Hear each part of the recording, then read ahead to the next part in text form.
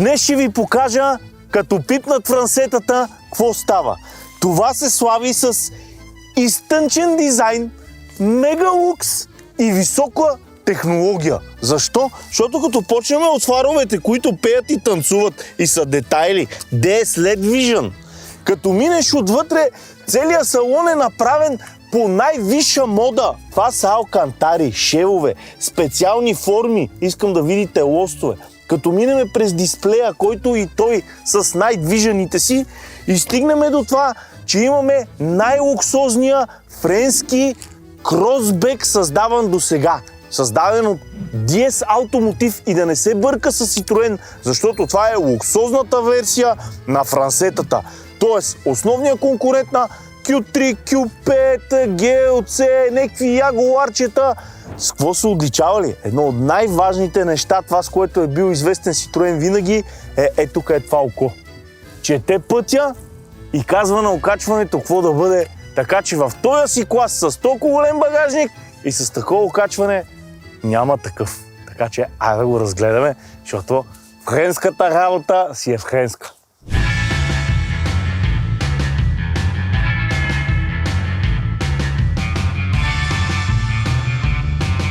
Собствениците казаха, че им бил малък багажника, ама ние не знаем те какво искат да носят, защото на Q3-ката, в сравнение с 555 литра, сори майка, да не почвам отзад напред, почвам отпред назад, искам да го видите. Некой ще кажа, че им прилича на новата Q7 или на Q5.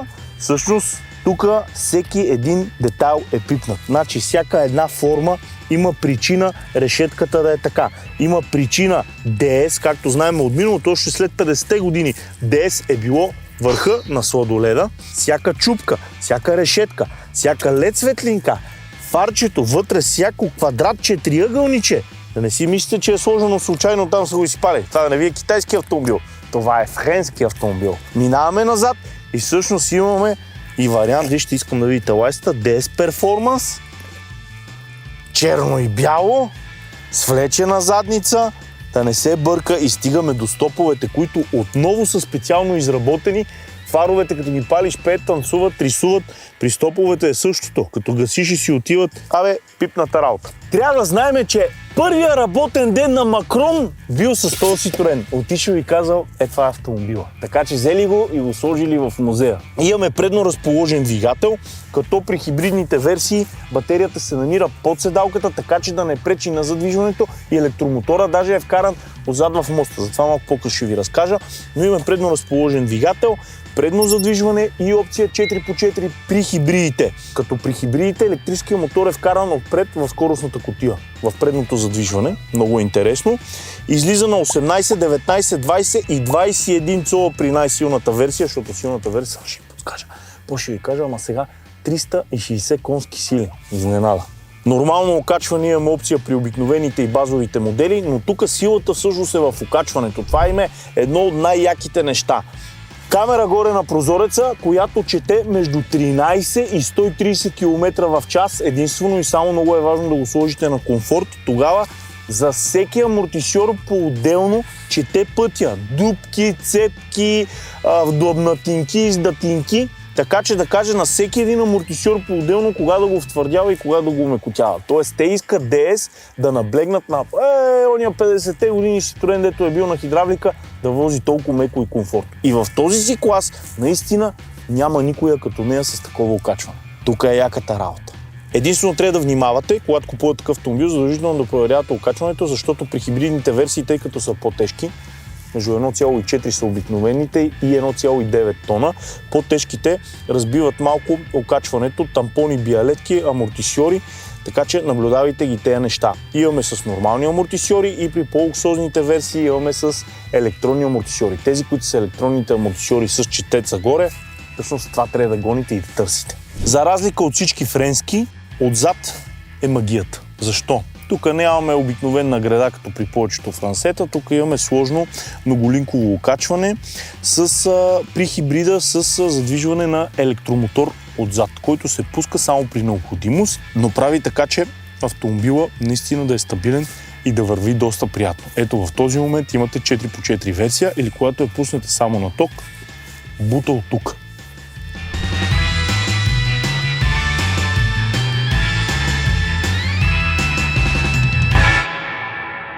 Да не се чудиме, не бъркаме в средата, малко вдясно на емблемата. Стискаме го така. Малко е странно направено. Отваряме предния капак и почваме да гледаме тук. За да гледаме тук обаче, трябва да се подсигуриме с масло. Защо? Не го казвам случайно. Тези двигатели са разработка на ПСА и знаем, че са много фини. Имаме 3-цилиндрови, имаме и 4-цилиндрови, имаме и хибридни версии, бензин и дизел. Сега ще ви зачита малко. Започваме с бензиновата версия. 1.2 3-цилиндъра, 130 конски сили и 1.6 добре познатия ни 4-цилиндров, и двата са турбо, 180 и 225 конски сили. Като от друга страна имаме 1.5 HDI 136 коня и от друга страна имаме добре познатия ни един от най-желаните двойка HDI 180 конски сили. Ще ви кажа кой да изберем. От друга страна хибрида е с този бензиновия 1.6, който е 225 конски сили, като се разделят на няколко варианти. Имаме 225, имаме 300, имаме и 360 конски сили при фейслифта, която е най-натупаната версия. Всъщност имаме два мотора 110 и 107 конски сили, плюс един двигател от 225 коня. И общо това всичкото, като го събереме, прави 300 или 360 коня. Литиево-ионна батерия, като се разделят на два варианта. Имаме 13,2 кВт, при фейслифта 14,2 кВт. Може да си я зареждаш вкъщи, като бързото е до 7,4 кВт. Така че дет се вика за 2 часа си я нагърмел и тръгваш. Но тя е само помощна. Може да кара само на ток, но по-ще ви разкажа колко и какво. Защо държиме на това масло? Държиме на това масло, защото знаем, че тия двигатели са доста финни, бързо се износват, имат малко проблемчета, а е редно, особено при хибрида, палиш, гасиш или при другите, които не са хибридни, пак те са с стар стоп, е хубаво маслото да е точно това. Защо? Защото държи високо налягане и прави добър филм, така че да не ти затегне. За проблемите с двигателите ще ви кажа малко по-късно, докато се возиме. Затваряме тука и отиваме до зареждачката, защото трябва да ви кажа нещо важно. От едната страна зареждаме ток. Разбира се, сваляте си приложението на ElectroCharge и може да си зареждате където искате в цяла София, некъде като слезете, защото батерията е малка. За 2 часа сте заредили, докато си свършите работа. Обаче, важно е да го програмирате от кога да се зарежда, ето го бутона, и е много важно да не я зареждате постоянно на 100%, защото тогава се бъгва, така че гледайте да не я пукате абсолютно догоре всеки път. От друга страна, при ранните модели, пак зареждането нещо от време на време се базика, не иска да тръгва и да зарежда. Купите ли колата, закарайте до DS, за да мога да ви кажа да, направихме апдейтите, всичко ви е наред. Електрическия порт го отваряш с пръста, а тук за нафтата или за бензина отваряш от бутон. Трябва да знаете, че имат проблеми с AdBluetooth. При дизела внимавайте, защото помпата им се разваля и имат проблеми. Но хубавото е, че след 100-150 хиляди почват тия ядове, така че като купите втора употреба, вижте на колко километри я проверете. При бензиновите нямаш такива ядове. Така, и поне сме тука. Багажникът е отворен, да видим какво става. На отворен багажник жестоко се бъркаш и се чудиш, ти сигурен ли си, че не си при Q5-цата. Искам да видите. Copy-paste. 555 литра и при хибридната версия, и при обикновената не се бърка, тъй като мотора се намира отдолу. Един от най-големите в своя клас като багажник, така че искам да видите какво става тук. Сталките могат да паднат без проблеми напред. Тогава имаш доста място, 2 джоба плюс ластиче, 12 волтова зареждачка. Прилича ми малко на Q, признавам си. Обаче, гледайте, отворите сега тук. Един ауспух има. Дай да видим оттатък, защото ме съмнява. А какво ли е да си купиш SQ5 и отзад да има пластмасови накрайници и да има клипче как ги режат с машинката и си слагаш истински накрайници. Това вече не го разбирам. Нещо от Audi са се объркали, при положение, че от DS са се постарали. Браво! Айде да видим вътре какво става.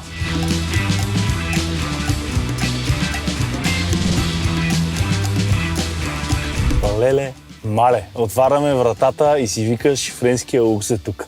Защото френската ривиера, там в Монако, страшна работа. Почваш да гледаш седалките. Кожа, пипната работа. Влизаш вътре, посрещате DS Performance телки, когато е такава версията. Затваряш вратата, всичко е пипнато. Сега, В горната част Алкантара, диктувано от модата. Малко надолу, тази пластмаса не знам откъде е диктувана.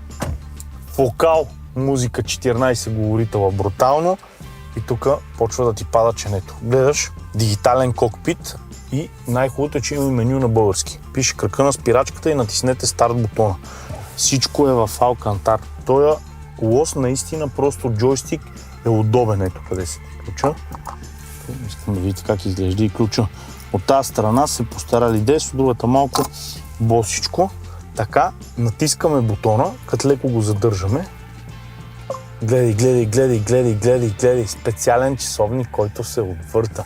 И те, за да са криви, искам сега да видите как са ги направи. Не е както обикновено, нали? 12 часа, 3 часа, 6 часа, 9 часа. Сега тук да са криви, бе. 5, 15, после 4, после 25, 30. Те си знаят. Night Vision. Система почти, която шофира сама. Тук на лявото коленце следи лентите. Така, подгрева, огледалата. Волана искам да видите как е изработен. Искам да видите клавишите. Двата добре познати Citroen Peugeot лошчета, плюс навигацията, която е на отделен джойстик. Така, бутоните играят роля на къшка на часовник.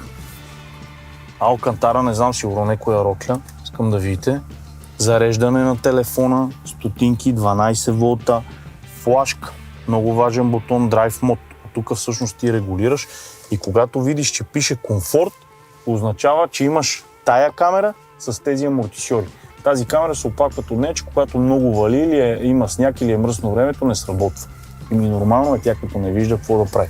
Всеки един детайл е изработен в автомобила, така че да има някакъв смисъл. Тавана.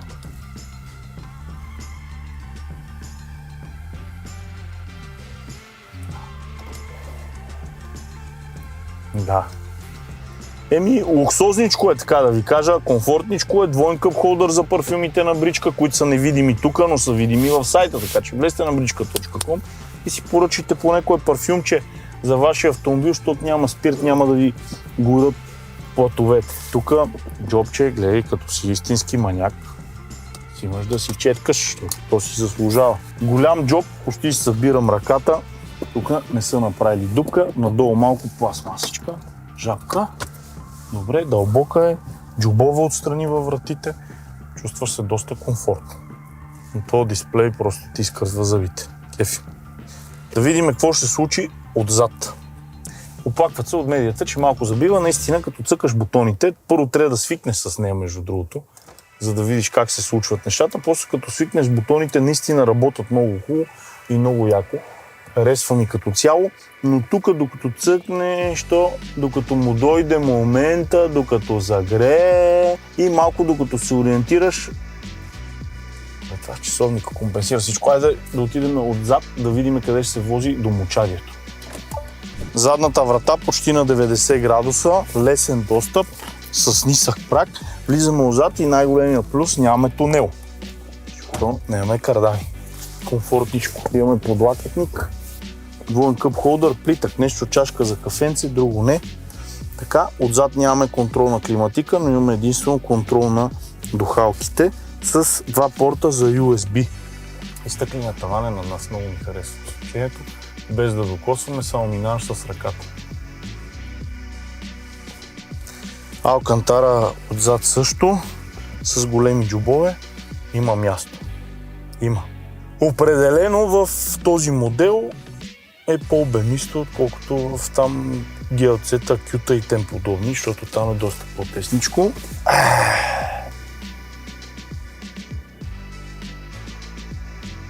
Електрическа облегалка.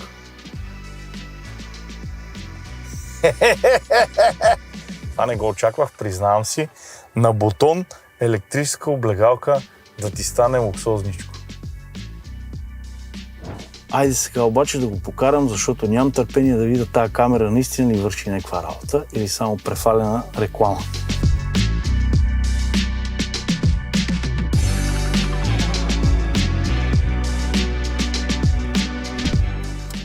Start Engine. Докато се отваря часовника, си слагаме колана. Между 3 и 7 секунди от него задължително ти слагайте коланите и си връзвайте децата, защото по-скъпо от тях няма. След като космическия кораб се е подредил, трябва да си изберете в какъв режим ще карате, който минава през Drive Mode. Тръгваме на ток. Минава малко на ток, между 30 и 50 км като цяло, но всъщност зависи къде работиш. Ако си некъде близко в града на 5 км, ако некъде работиш наблизо, даже дете се вика, ти цяла седмица само на ток ще караш с едно зареждане. Тук имаме класически двигател, бензин или дизел. От бензина забравяме за малкия мотор и от дизела забравяме за малкия мотор. Тоест, 3-цилиндровия бензинов и 1.5 дизела не е окей.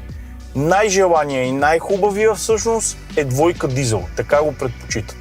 Обаче, ако вземе двойка HDI, вие моля си представите, че има с 6-степенна ръчна кутия. Как си купуваш такова нещо с 6-степенна кутия? Натискаш един съединител и почваш да включваш. На фона на това, от друга страна, че има автоматик и на фона на това, че има плагин хибрид. Писал, едното е да караш Стар Трека, а другото е да си караш коня с каруцата. Не упреквам никой, някой ще каже, аз искам си карам хора с каруцата. Искай, карай. Но при положение, че имаме Стар Трека, що трябва да пътуваме 10 дена с камилите? Не знам. Това е друга тема, не искам да обсъждаме. 8-степенен iSync кутия. Задължително го обслужвате на 100 000 км, ако е нова колата, на 100, даже на 80, даже да не кажа 60. 60-80 хиляди е хубаво да му сменяте маслото. Ако карате повече градско, я карате по-малко на тока, я карате повече на хибрид, тя си включва пали, си включва си кутии, е хубаво на 60 хиляди. Ако карате дизел или бензин, категорично 60-80 хиляди, ако карате извънградско. Сега, най-желания мотор, истината е, че е двойка дизел, но трябва с него да пътувате извънградско. Ако е само го тупате градско, не му е добре. В началото на двойка дизела имат проблеми с AdBlue. Това трябва да проверяте с помпата. Така че купите ли я, задължително проверете, защото батиса и се батисва цялата горивна система. Много е яко да я карате на ток, малък е пробега, затова е плагин хибрид. Реално, какво е плагин хибрида? Имате си кола с двигател, това си е, просто има един ток, който й помага. Реално имаме 3 мотора. Какво значи 3 мотора? Един бензинов и 2 електромотора. Един в предницата, един в задницата. Единствено и само обаче плагина е 4x4. За окачването на тази кола най-скъпото и най-интересното нещо като цяло, освен дизайна, разбира се, и обема е окачването. Затова това силно окачване на DS някакси се губи ефекта от целия автомобил, ако го няма. То работи единствено и само когато сме на комфорт. Как да го фанеме? Или от бутона отвътре трябва да имаш опция комфорт. Ако нямаш комфорт, значи нямаш такова окачване. Отпред, ако разбираш повече, виждаш амортисьора, излиза ли кабел от него, значи е с електрическо, и другото е окото горе в стъклото. Да не се заблудиме, защото той има един сензор, който е за фарове, стопове, тъмнина, но трябва да има още един, който е да чете пътя. От 13 до 130 чете пътя и регулира всеки един амортисьор сам за себе си. Коя кола да избереме? Всъщност има за всеки отбор. Ако искате чисто бензинова, купувате по-силния бензинов двигател, който е 4-цилиндрови 1.6 турбо. Знаеме за него, че имат проблеми на ПСА, там дъра-бъра, малко като минат повече, почва да подхарчва масълце, помпи високо налягане и така нататък. Дизела, слабия, не силния. Двойка дизел, ако ще пътуваме извънградско, ще караме. Ако искаме обаче плагин хибрид, тогава имаме слаба версия 225 коня и имаме силна 300 и най-силната 360. 360-то там малко се води даже по-спортна като версия, така че 300 коневата е баланса. Имаме 4x4, имаме окачване, имаме абсолютно всички екстри и имаме целият комфорт на света в детайли. Проверяйте предницата да не почуква и да не потропва. Ако отидем обаче в спорт, двигателът се пали, става червено и истината е, че е бърза колата. От 0 до 100 5,6 секунди. Ето това е изненадата на деня. 5,6 секунди. Около обикновените по-стари поршета се въртите с DS. И тогава си кажете, леле, ама какво става? Става, да? Спираш до 0, когато имаш батерия, даваш газ до край и тръгваш. Освен, че ти светка леко тракшена, тока бута в задния мост и колата е бърза. Истински бърза. И се кара приятно и готино. Впечатляващо е. Имаш опция дори да си сложиш и резерв на ток. Дали ти трябва 20 км, дали ти трябва 40 км. Избираш си от менюто. И всичкото това обаче да видим колко струва и дали си заслужава. Защото е много нова година, с много екстри, всеки ще си каже, що па не. Отваряме нашия регулатор Mobile.bg и гледаме вътре, че има над 47 обяви. Интересното е, че повечето са на километри. Това означава, че хората ги купуват и ги карат доста. Над 100, над 150, над 200 хиляди означава и че държат. От 13 000 евро до 50 евро почти за чисто ново. И си кажеш, как 50 евро ще дам аз за Citroen? Първо, не е Citroen, а е DS. Второ, има всичко и повече, отколкото имат премиум марките. И си викам, в този момент, що па да не ги дам. От 13 000 евро нагоре, едни 15 000 евро, едни 20 000 евро, наистина може да си вземете много сериозен екземпляр. Ако не ви се занимава, не знаете как да си изберете автомобил, защото в България е прието, че всички трябва да знаят как си изберат автомобил, просто ми звънете. Влезте в сайта, звънете ми. Ако искате да си продадете стари автомобил, пак ми звънете, ще ви го продам. Ако искате да си купите кола, пак ми звънете, ще ви избереме най-подходящата, защото проблема тук е при избора. Когато купуваш втора употреба автомобил, трябва добре да го подбираш и добре да го избираш. Тоест да знаеш кой да го провери и как да го провери. Няма лоша кола, има неправилно избрана и неправилно подбрана. Така че много внимавайте дали си изберете бензин, дали си изберете дизел или дали си изберете хибрид. Какъв е извода ли? Извода е, че ако търсиш да бъдеш различен, да имаш топ комфорт и окачване в топ дизайн за почти никакви пари, това ти е модела. Защото в този клас не мога да го барнеш. Некой ще каже, френско е. Френско е, различно е, яко е. За тия деца фенове със сигурност. Защото много е яко, че собственика, примерно, трета или четвърта кола му снимаме, той човека мина през разни Кии, през разни други автомобили и тук вика, много ми е луксозно. И така е. Айде, хайпвайте ни!